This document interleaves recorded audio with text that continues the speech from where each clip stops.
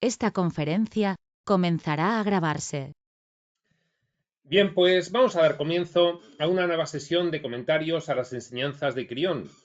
Esta vez estamos con el libro tercero, La alquimia del espíritu humano, y habíamos comenzado la lección 7, Karma, en la que se ve, se ha transcrito por Lee Carroll en este libro una sesión de canalización del mismo nombre, Karma, dada en mayo de 1995 en Sandpoint, Idaho. Un sitio bastante cercano a la frontera con Canadá en el noroeste americano. Pues bien, en la primera parte que ya estuvimos viendo sobre esta lección, hubo unas primeras palabras de Crión, de Lee Carroll, aclaratorias sobre lo que iba a explicar Crión a continuación.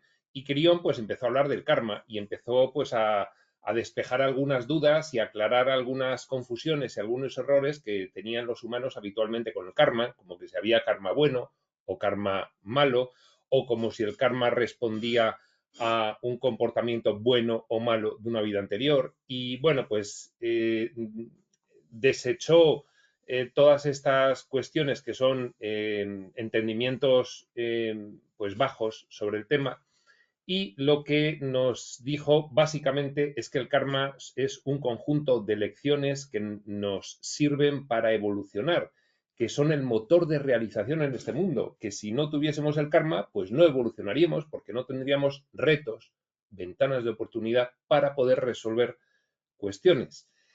Y pues bien, luego nos decía que nos imaginásemos que estuviésemos en una sesión de planificación en el periodo entre vidas, y entonces que la planificación es muy compleja y que se realiza una planificación a muchos niveles entre todos los participantes, y que las planificaciones involucran a gente que está entre vidas y a gente que está en ese momento viviendo en la Tierra. Somos multidimensionales. ¿Cómo no va a ser de esa manera? Y nos planteaba, bueno, pues que llegábamos una vez ya tomada la decisión de encarnar, pues con todos los acuerdos y la planificación ya establecida, con un contrato vital. Por cierto, nos decía Crión que lo que Lee Carroll nos decía en las primeras palabras del comienzo de la lección, que lo que genera karma es no cumplir tu contrato vital, no cumplir la misión vital que te has encomendado y que tienes que descubrir, que es aquello con lo que disfrutas, lo que se te da mejor, para lo cual demuestras cierto talento y, y en fin, pues te dedicas a hacer otras cosas diferentes de aquello que te resuena más, ¿no?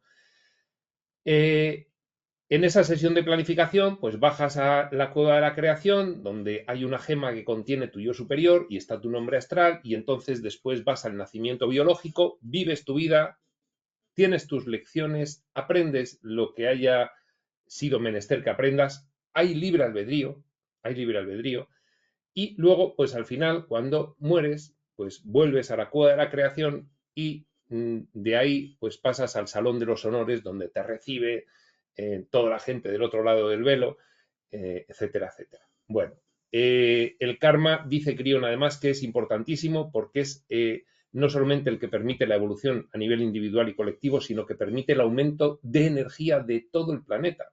¿De acuerdo? Bueno, nos habíamos quedado en un punto en el cual Crión comenzaba a hablar del karma de grupo. Página 206 del libro regular, principio. Y entonces, pues vamos a comenzar sin más preámbulo a continuar esta canalización. Después de hablar del karma de grupo, nos da Crión una especie de pequeñas historias de personajes que, aunque son ficticios, se basan en hechos reales, como dicen en las películas y en las series. María la estéril, Juan el abundante, Felipe el pescador, Isabel la reina, David el amado. Y al final pues hay un pequeño epílogo de Lee Carroll otra vez. No sé cuántos de estos personajes basados en hechos reales nos dará tiempo a ver hoy, pero en cualquier caso vamos a empezar, vamos a ver cómo Crión nos habla del karma de grupo y vamos a ver cuántas de estas historias nos da tiempo a reflejar. Pues bien, dice así: aquellos de ustedes que se han planteado preguntas acerca del karma de grupo se plantean un tema muy complejo, pues no todo el mundo forma parte de un grupo. ¿Qué es un grupo? Pues un grupo es un conjunto de conciencias que han decidido, por una serie de razones, por ejemplo, porque mejora el planteamiento de retos kármicos, encarnarse una y otra vez, siempre los mismos. Y estos grupos pueden ser familiares, pueden ser de amigos, pueden ser de paisanos de una misma localidad, de tribus, de naciones. Hay muchísimos tipos de grupos. El karma de grupo es apropiado. Bueno, dice Crión, no todo el mundo forma parte de un grupo. Pues no forma parte de un grupo, pues vas por libre. Hay de todo en la viña del Señor. Los hay que van en karma de grupo y los hay que van por libre. Es muy frecuente lo del karma de grupo en la Tierra. También nos lo dice Seth, por ejemplo. El karma de grupo es apropiado, pues ayuda mucho a facilitar el karma individual. Si continúan reencarnándose como grupo, tienen lecciones interactivas entre los miembros del grupo durante varias secuencias del ciclo de reencarnaciones. Tienen lecciones interactivas que se pueden seguir representando porque se encontrarán con los mismos individuos una y otra vez, con lo cual se establece ahí una reciprocidad.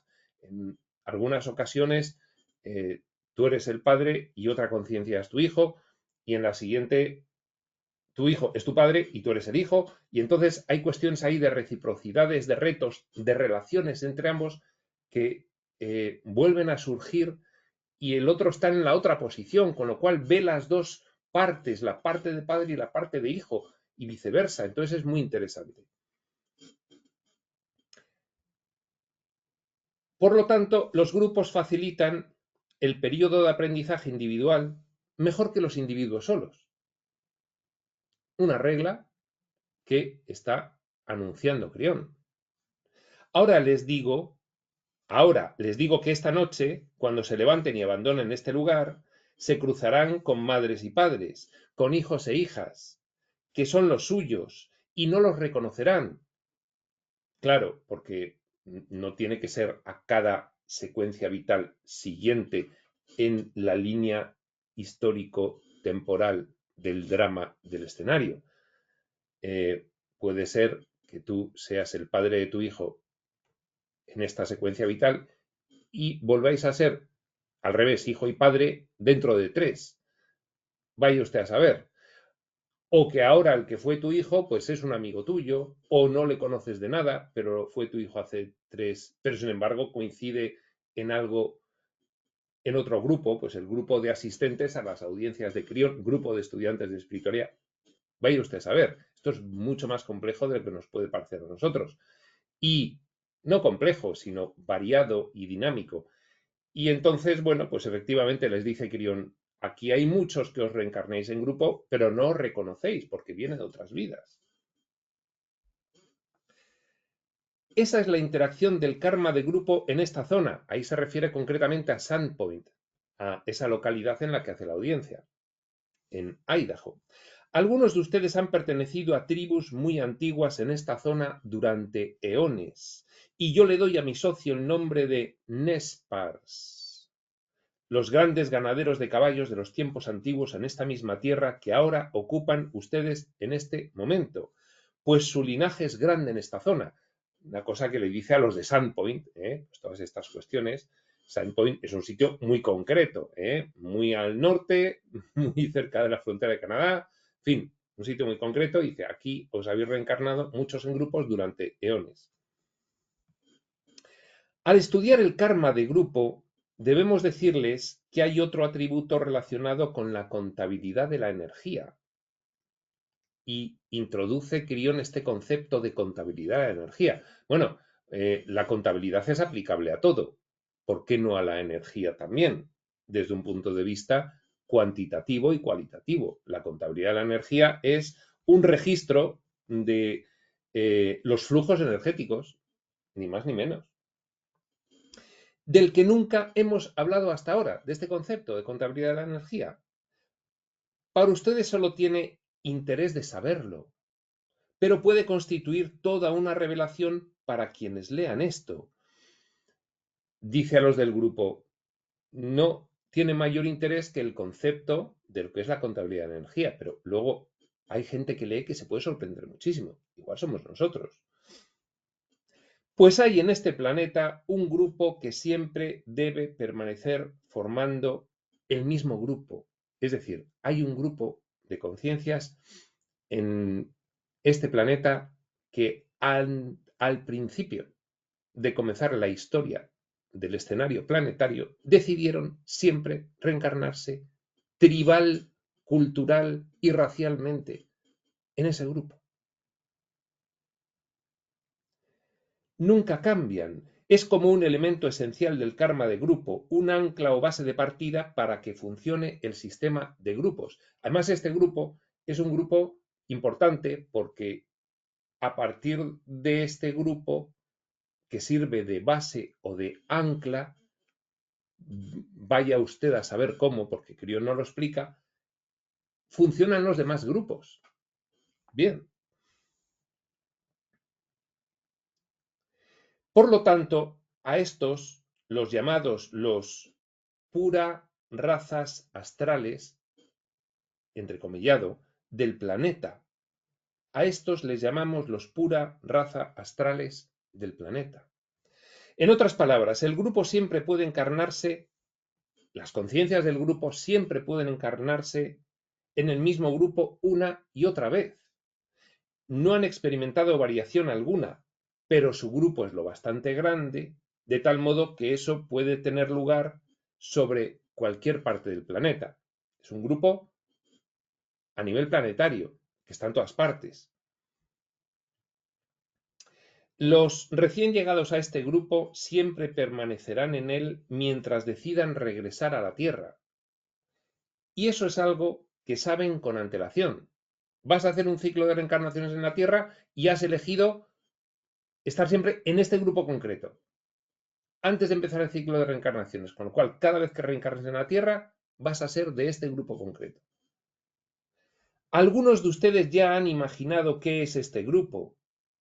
Pues sí, bueno, depende de si estás familiarizado con Crión o no, si has leído los libros de Crión o no, porque Crión habla mucho de este grupo. Y entonces, pues es fácil deducirlo. Algunos ya han imaginado qué es este grupo, pues sucede con frecuencia que Crión les lleva de regreso al linaje de los judíos. Pues bien, los judíos, un grupo cultural y racial en la humanidad siempre polémico. Dice Crión que llevan toda la historia del planeta, con lo cual ahora son los judíos, pero en otras instancias civilizatorias, Atlántida, Lemuria, los lumanios, los hiperbóreos, etcétera, etcétera, pues serían también el mismo grupo llamados de otra manera. Bien, siempre polémico. Fijaos en la actualidad de 2024, si no tenemos una fuerte polémica ahora mismo con la cuestión de la nación que se constituyó en 1948 para acoger a todos los dispersos por el mundo. Y, pues bien, su historia antigua, su historia no tan antigua, y su historia reciente, y su historia actual, y lo que está ocurriendo ahora mismo en Oriente Medio. En fin, grupo siempre, siempre muy polémico, muy especial, y Crión pues nos da unos datos más allá de lo que es la historia del grupo dentro del escenario. Nos da unos datos astrales de configuración de diseño del escenario con este grupo como un grupo esencial. Este grupo tiene un atributo sobre la Tierra que no es similar a ningún otro. Mi socio continúa sintiéndose impresionado ante su linaje y ahora sabe que esta es la razón. Debe ser que Lee Carroll decía, bueno, pues, en fin, a mí los judíos, independientemente de lo polémicos que son, no que sean ellos polémicos, sino que es una cuestión muy polémica la de los judíos a nivel mundial. Y lo ha sido toda la historia. Pues independientemente de esa polémica, Lee Carroll reconoce que es un linaje ciertamente llamativo. Le impresiona. Pues ellos, sigue diciendo Crión, son los pura razas astrales. También son los que han jugado un papel importante en toda la historia humana. Sí, eso, si no lo sabemos, lo intuimos, debido a las circunstancias de la historia de los judíos. Ser un pura raza astral conlleva los atributos de una espada de doble filo. Es decir, tiene cosas que dentro del escenario pueden parecer mejores y otras que pueden parecer peores. Hallarse una y otra vez dentro del mismo grupo fortalece el conocimiento acerca de cómo funcionan las cosas. Fortalece el conocimiento acerca de cómo funcionan las cosas. Fortalece, ¿qué será? La intuición espiritual, el discernimiento, nivel de conciencia. ¿Qué querrá decir Crión? A medida que pasen por sus periodos de aprendizaje, se obtiene una vez más el conocimiento celular de sus logros pasados. Pues ya va dando Crión algunas pistas. Hay un conocimiento celular de toda la historia del grupo pasada, en cada individuo cada vez que se reencarna. Eso crea cohesión, sabiduría y una cierta ventaja, aparentemente injusta, sobre aquellos otros grupos que cambian con frecuencia. Esa es la ventaja de pertenecer al linaje judío. Hay efectos espirituales. No estamos hablando de efectos mundanos dentro del escenario. Ahora bien, para compensarlo, los pura raza astrales han estado de acuerdo en soportar el karma más pesado del planeta. Y esto es conocido de todos los que tienen alguna noción de la historia de los judíos. En fin, echados 1001 veces de todas partes, habiéndose quedado durante la mayor parte de su historia sin una nación propia y pues con sentimientos del resto de grupos respecto de ellos muy encontrados y con consecuencias muy extremas de esos sentimientos de otros grupos respecto de ellos muy encontrados. Con lo cual, esa es la desventaja, dice Crión. Pues sí, efectivamente, lo es. Ventajas y desventajas. Una espada de doble filo. Ahora bien, el espíritu no crea una jerarquía de favoritos. Los puras razas astrales son amados tanto como cualquier otro y no se les destaca como los elegidos de Dios, excepto por el hecho de que son diferentes a otros humanos en el sentido de que su karma es puro. No aclara Crión lo que es un karma puro.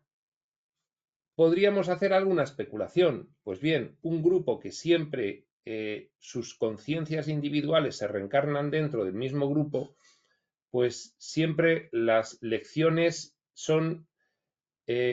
tienen una parte entre los miembros del grupo coincidente para todos ellos y diferencial del karma de las conciencias de otros grupos y de las conciencias sin grupo.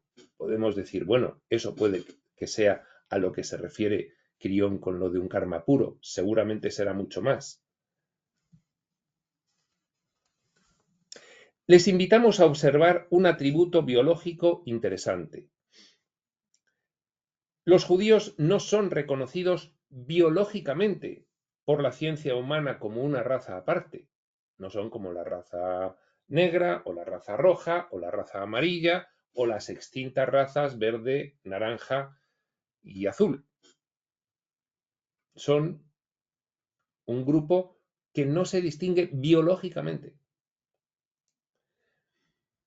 A pesar de lo cual actúan como tal, como si fuesen una raza aparte, ya que lo son kármicamente, explica Crión. Esto tiene que ver con lo del karma puro. Son una raza kármica diferente. Digo yo, porque siempre interactúan juntos y su karma tiene hechos diferenciales diferentes del karma del resto de grupos y de los demás, que son más intercambiables. Eso constituye, de hecho, su gran linaje, sigue explicando Crión, pues ayudaron a fundar el planeta y estuvieron aquí desde el principio. Bien, son almas viejas, los judíos. Pues eso tampoco sorprende mucho, dadas las características explicadas e intuitivas de las almas viejas. Conciencias que se desenvuelven con bastante soltura en el escenario, dominando pues las cuestiones de supervivencia, dinero, prestigio y poder. Sí, cuadra. Sí, no solo los judíos son almas viejas, pero los judíos son todos almas viejas. Es posible. Sí.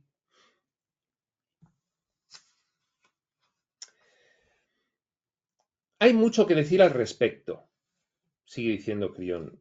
La historia terrestre ha mostrado la reacción de otros grupos a este grupo kármico puro. Eso es cierto. Y a los acontecimientos que contribuyeron a crear muchas lecciones pesadas. Todos somos conocedores de esos acontecimientos. Todas ellas planificadas por aquellos que decidieron que deseaban pertenecer a los pura raza astrales sobre el planeta Tierra. Ellos mismos planificaron todos estos acontecimientos de karma pesado. Dejaremos eso por el momento. Aquí para Crión de hablar de los judíos. Pues solo se trata de un punto de interés dentro del propósito que perseguimos esta noche. Crión, de todas formas, como decimos, vuelve a hablar de los judíos bastantes veces a lo largo de toda su revelación espiritual futura. Deseamos llevarles, cambiando de tema, a una serie de pequeños viajes por las vidas de individuos. Ahora empiezan esas pequeñas historias, para que puedan ver el funcionamiento interno del karma. Es que estas historias te hacen entender perfectamente la cuestión del karma, porque además son varias historias y cada una es diferente de la otra y muestra aspectos variados. Esto es ofrecido esta noche a cada uno de ustedes para que puedan comprender más acerca de quiénes son y lo que pueden hacer con ciertos sentimientos que poseen. Pero antes de hacerlo así, deseamos detenernos un momento más y pedirles que sientan la energía, pues ya ha cambiado desde el momento en que empezamos. Pues no es poco, claro, durante una sesión de Crión la energía va cambiando en todo momento. Imaginaos que va creciente, creciente, creciente. Solo que Crión no desea comenzar lo que es la sesión en sí hasta un determinado nivel, desde que empieza a crecer la energía, a crecer en frecuencia vibratoria, en equilibrio, en una serie de parámetros según nos cuentan Crión y Tobías. Y Adamos también. Entonces, a partir de un momento, pues ya empieza con las lecciones. ¿Por qué? Porque las lecciones no son solo verbales, también son energéticas. Y si no hay un determinado nivel de energía en la sala, no se aprovechan. Dice Crión que en este momento ya ha cambiado bastante desde el momento en que empezamos y es apropiado trasladar estas pequeñas historias con la componente de traslado energético que implica y no solo verbal. Y queridos míos, ¿saben por qué ha tenido lugar ese cambio de la energía? Se ha producido porque ustedes mismos lo han pedido así. Tienen el control último sobre lo que ocurre esta noche en esta misma sala.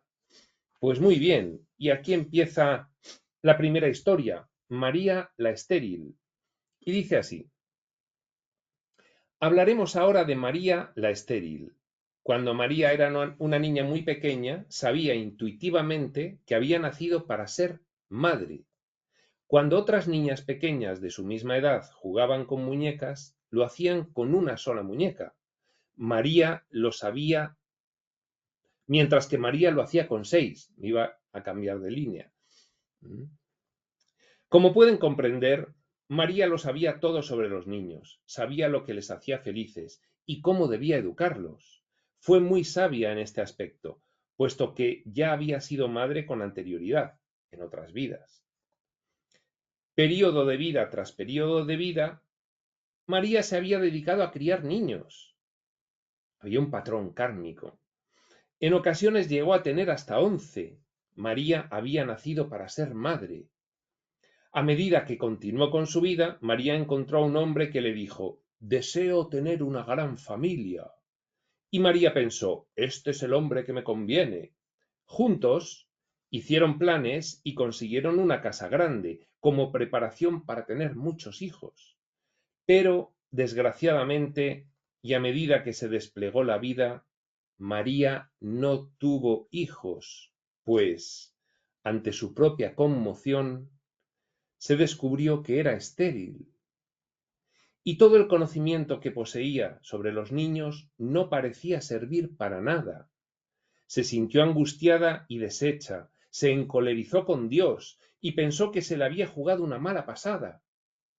Llegar a este planeta con tanto conocimiento sobre los niños y, sin embargo, negársele la posibilidad de tenerlos. Su esposo no duró ni un año, pues al igual que María deseaba tener sus propios hijos biológicos. Deseaba mirarles las manos y los dedos y saber que eran como los suyos, y que la biología de él era la biología de ellos. Así pues, María se quedó sola. María manifestó su rabia a Dios, pues era espiritualmente consciente y lo sabía. Se le había abierto una ventana de oportunidad para aprender más sobre los sentimientos que abrigaba en su interior. Aquí está el gran reto de María. Pensar que su contrato en la vida era tener hijos y resultar que no. ¿Y cómo gestionar esto? Para ella no tenía sentido que Dios la hubiera engañado de aquel modo, así que buscó respuestas. Dejó de lado su cólera y buscó al Espíritu. Ahí se produce el aprendizaje. Aceptación de la situación y búsqueda de tu contrato real, dado que ese no podía ser. Dejó de lado su cólera, repetimos, y buscó al Espíritu, y en compañía de otros que le aportaron información, se descubrió a sí misma. Lo principal que María hizo de modo inmediato y que constituyó la gran diferencia fue el asumir la responsabilidad por lo que le había ocurrido. Acabó, gracias a la información espiritual, entendiendo que ella había planificado y consentido esa circunstancia en su vida. A través del estudio comprendió que ella misma había planificado lo ocurrido. No comprendió por qué y seguía llorando en mitad de la noche por los niños perdidos que no iba a tener, pero asumió la responsabilidad por ello. No terminó de aceptarlo completamente, albergó ese sentimiento durante mucho tiempo, pero sí asumió la responsabilidad espiritual. Esto lo he elegido yo. No mucho después de eso, María tuvo una visión y entonces supo cuál era su misión. Por fin descubrió su contrato. Pues en su visión observó a otras madres de todo el mundo que leían sus palabras y su sabiduría. Como pueden comprender, se suponía que María debía publicar información sobre la crianza de los niños, y así lo hizo. Cuando pasó de nuevo a la cueva de la creación, murió, volvió a la cueva de la creación, y desde allí a las aulas de celebración, Salón de los Honores, había escrito un total de 7 libros que se difundieron a nivel planetario. Decenas de miles de madres se beneficiaron del trabajo realizado por María, sus comprensiones y su experiencia. Claro, ese era el verdadero contrato. El verdadero contrato no se descubre siempre con 15 años. A veces ni con 30, ni con 50, ni con 60. A veces al final. Retrospectivamente, cuando ya se encontraba del otro lado, María comprendió lo que había sucedido. Oh, sí, había llegado con el conocimiento, el residuo de muchas vidas pasadas, pero lo había malinterpretado, el residuo kármico de muchas vidas pasadas. Pero lo había malinterpretado. Ella estaba destinada a no tener hijos, ya que eso se habría interpuesto en el camino de su verdadera misión. que era ayudar al resto de las madres, gracias a todo ese patrón kármico de conocimiento acumulado sobre los hijos. Ella estaba destinada a no tener hijos, ya que eso se habría interpuesto en el camino, repetimos, de su verdadera misión. Se necesitó que asumiera la responsabilidad por ser quien era y por los problemas que experimentaba, para que se diera la vuelta y comprendiera lo que debía hacer con su conocimiento. Tengan todo esto en cuenta, pues hay otros de nosotros que les hablarán de ello. Pues bien, ya con esta primera historia de María se puede ver que la cosa no es fácil, porque tú puedes pensar que tu contrato de vida es uno y no ser ese, y descubrirlo posteriormente, y extrañarte muchísimo. Pero si yo he venido para esto, ¿cómo es posible que no me salga lo que yo creo que es mi contrato de vida ni a la de tres? Pues bien, hay un aforismo que se utiliza en la espiritualidad, que es, si el camino que tú crees que es tu camino es difícil y plagado de obstáculos, el espíritu te está diciendo que no es por ahí. Entre otras cosas, basándose en que el espíritu no exige sacrificios para tu propia realización, con lo cual, si el camino que tú crees que es el tuyo está lleno de obstáculos y de sacrificios, está claro que hay un mensaje y una señal. No es por ahí, tienes que cambiar de camino. Pues bien, la siguiente historia después de María la estéril es Juan el Abundante. Juan el Abundante. Y dice así, hablemos ahora de Juan el Abundante. Cada uno de ustedes conoce a este Juan. Todos conocemos a alguien como él. Juan nació en este planeta dotado con la capacidad para crear riqueza. Todo aquello que tocaba le hacía más y más rico. Era como un rey Midas. Y su karma era de hecho que fuese así. Muchos le miraban y decían, tuvo que haber sido una persona exquisita en una vida pasada para tener ahora este karma tan positivo. Ya ha dicho Crión, esto es falso, esto no es así. Pero es lo que se suele tender a creer frecuentemente en la Tierra sobre la cuestión del karma, quizá por influencia oriental. Pero eso lo decían porque no comprendían en absoluto cuál era la lección que tenía que aprender. Incluso cuando era un muchacho, Juan se dedicaba a reunir el dinero de otros chicos para hacer esto o aquello, para prestar un servicio aquí y realizar un acto allá. Cuando terminó sus estudios, en un momento en que otros apenas empezaban, Juan ya iniciaba su camino hacia la abundancia. A partir de aquí reunió y amasó una fortuna. Poseía tanta riqueza que, como individuo, no tenía capacidad para gastarla toda en su período de vida. Aun así, Juan ocupó todo su tiempo en crear más y se sintió desgraciado. Luego se sintió colérico, pues Juan no poseía una visión clara de su misión. Le resultaba demasiado fácil crear abundancia. Empezaba a sospechar, esto no puede ser, si a mí ganar dinero me resulta muy sencillo.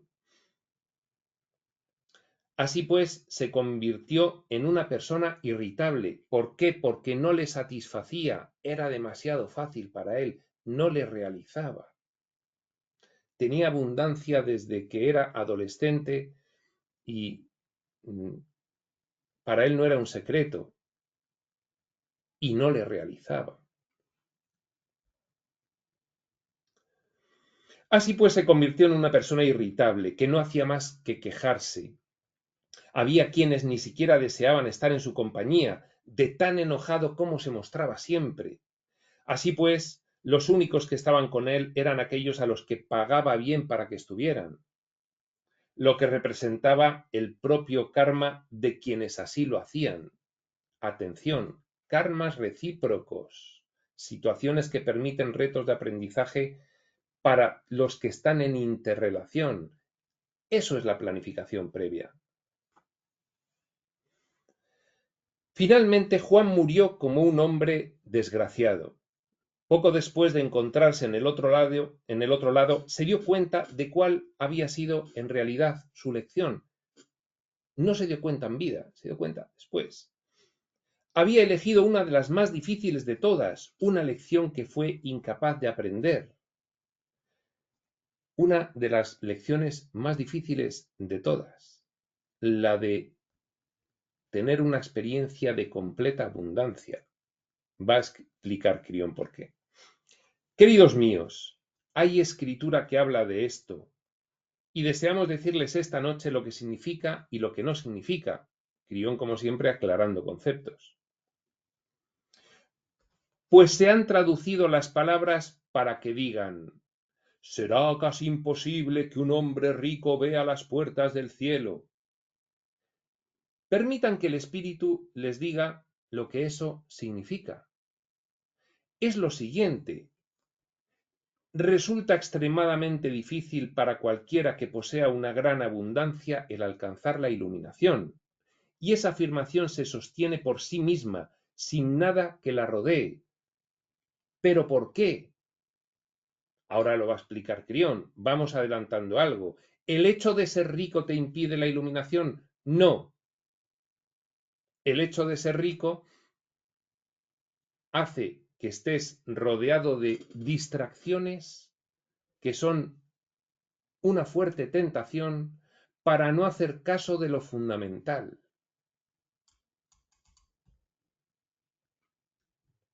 Lo que no implica que cualquier persona con completa abundancia pueda iluminarse. Claro que sí. Esa fue la lección de Juan. ¿Podía él bajar al planeta, experimentar esta clase de atributo, convertir en oro todo lo que tocaba, y encontrar a pesar de todo la iluminación? Pues las ventanas de oportunidad de las que dispuso para encontrar la iluminación pasaron ante él muy rápidamente. Y él ni siquiera miró a derecha o a izquierda. La obtención de su abundancia le mantuvo ocupado por completo. Por eso es el reto kármico más difícil, porque dada la configuración de diseño de la mentalidad humana dual en un entorno hostil de supervivencia requerida, de necesidad, de escasez, de hostilidad y de conflicto, amasar una gran fortuna implica tener que mantenerla e incrementarla. Acaba convirtiéndose en tu objetivo y dejas de ver ninguna otra cosa alrededor con mucha facilidad. Con mucha facilidad. Continúa Crión aclarando.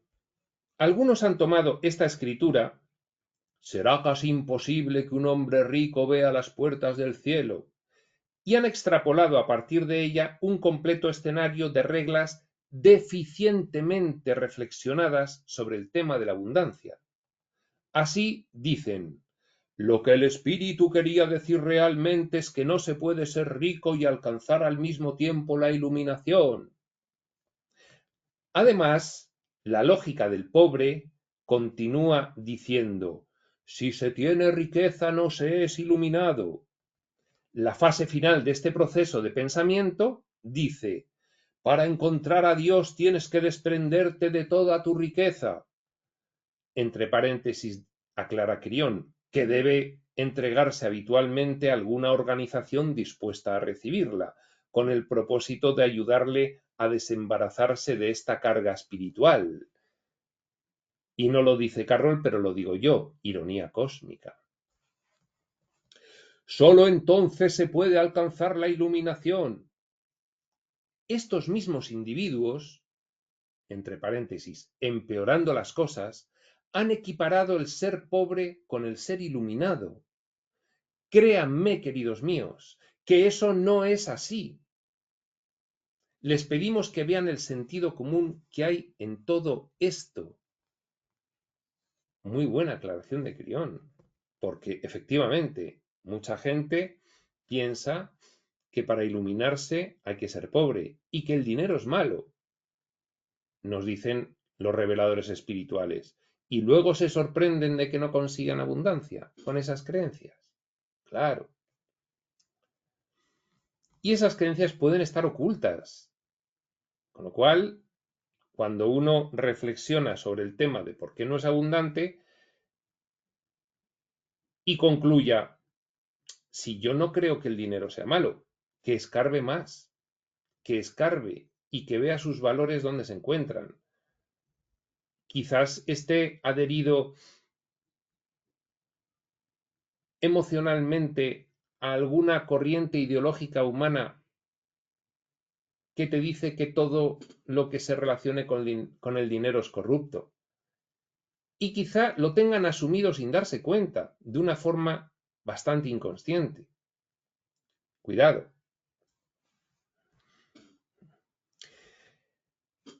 Repetimos lo último que dice Crión. Les pedimos que vean el sentido común que hay en todo esto. Les hemos dicho antes que deseamos que tengan abundancia. En otras canalizaciones les hemos llevado a viajes en los que han abierto la puerta que permiten el acceso a las salas interiores de su vida espiritual. Y una de ellas está siempre llena hasta el techo de cosas maravillosas de oro y riquezas. Esto es en alguna parábola en la que Crión, bueno, pues reflejaba una persona que, en fin, vivía en una habitación y no salía de ella y al final se moría y entonces al morirse es porque entraba en una puerta que se abría en la pared de esa habitación y había un pasillo y salían dos seres y le pedían que entrase y era un pasillo muy largo con muchas puertas y cada una de ellas era una habitación con posibilidades, con lecciones, con retos, con situaciones que había que vivir en el entero ciclo de reencarnaciones. Y dice Crión, una de ellas está llena hasta el techo de cosas maravillosas, de oro y riquezas, con lo cual todos tenemos que pasar por una vida de abundancia. Pero para ello hay que aprender previamente las lecciones que te impiden tener una vida de abundancia, es decir, identificar, recomprender y remanifestar creencias en contra de la abundancia. Y por eso se entretiene Crión en explicar todo esto de Juan el Abundante.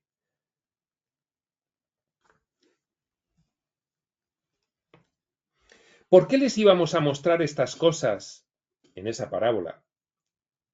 El que hay una parte de la experiencia de personaje en el ciclo de reencarnaciones que debe conseguir alcanzar la abundancia propia del espíritu. Claro, claro. ¿Por qué les íbamos a mostrar estas cosas, invitarles a co-crear su propia realidad, para luego indicarles un postulado que dice que no se puede ser iluminado y tener abundancia al mismo tiempo? ¿Para qué? La razón es la siguiente. Se puede ser totalmente iluminado y tener una abundancia sin límites. Se puede. La parte difícil de este atributo es simplemente que uno ha nacido en este planeta con la capacidad de crear abundancia. Repito, bien leído. La parte difícil de este atributo es simplemente que uno que ha nacido en este planeta con la capacidad para crear abundancia posee fácilmente un karma extremadamente pesado. Alguien que crea abundancia pero no ha superado sus miedos, no ha superado su desconfianza,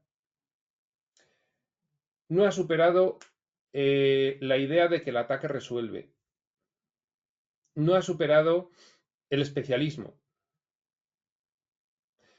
Pues para él tener abundancia supone un reto complicadísimo, pero que le va a servir para empezar a trabajar esas cuestiones.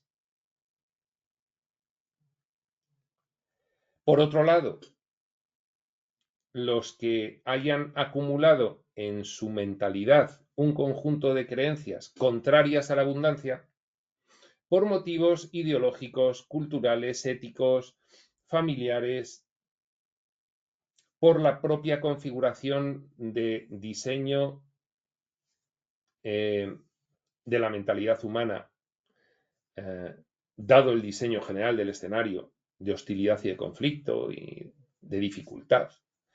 Pues bien, la abundancia es una lección por la que hay que pasar y que hay que aprender, en dos sentidos. En el de la pobreza, es la más común, debo aprender a ser abundante, y en el opuesto, soy tan abundante que no me fijo, que ya no veo, que los árboles de la abundancia me impiden ver el bosque de la espiritualidad.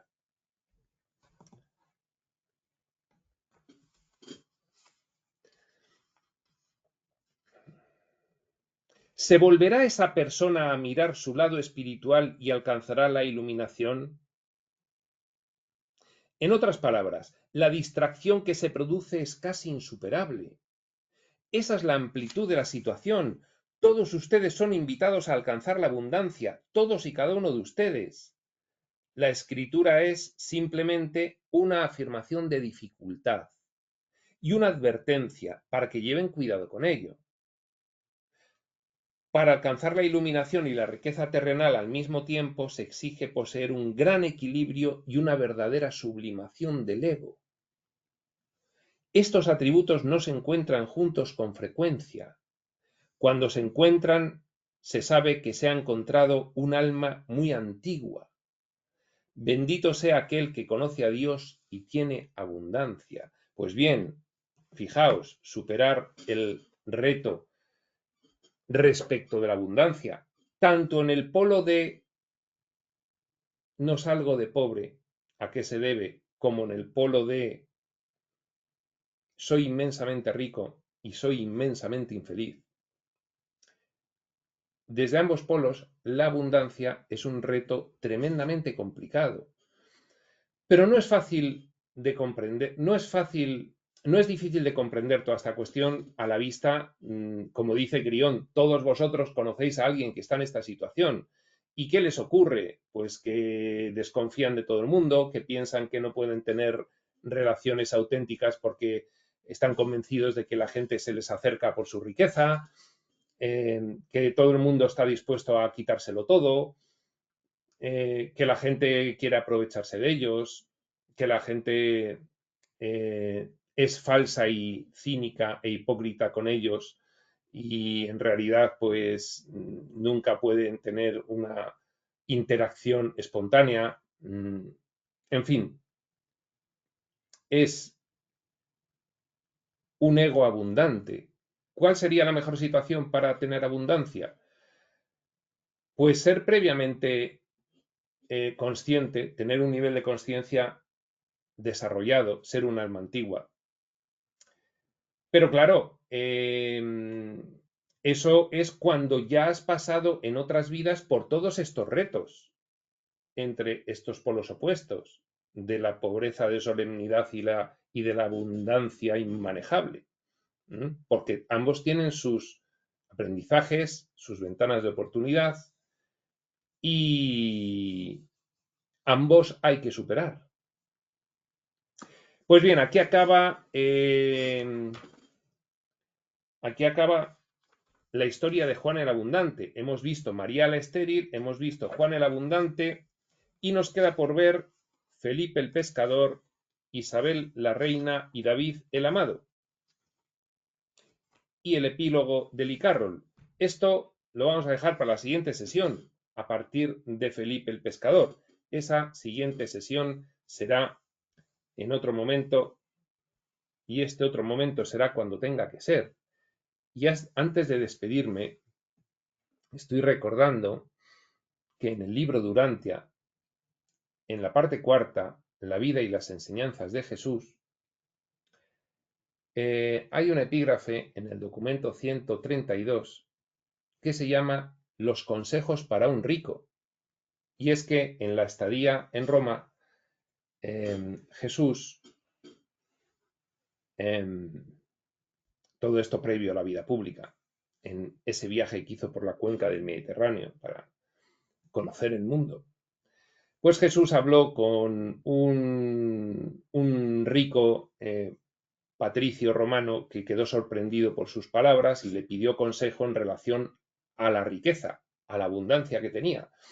Y Jesús le dio una serie de consejos sobre cómo gestionar su riqueza, su patrimonio, su patrimonio, su pecunia dicho en términos romanos, ¿no? Y entonces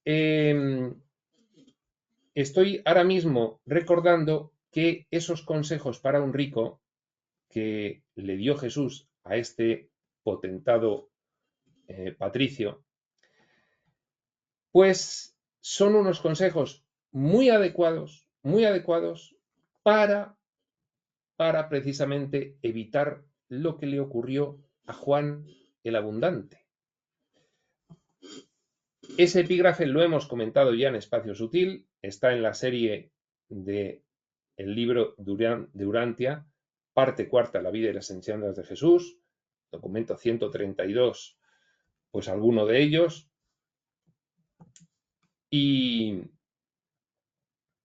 yo lo recomiendo para quien quiera profundizar en esta cuestión. ¿Cómo puedo evitar lo que le ocurrió a Juan el Abundante? Léete los consejos de Jesús para un rico. Pues bien, ahora sí, esa otra sesión será cuando tenga que ser y hasta entonces, prospector.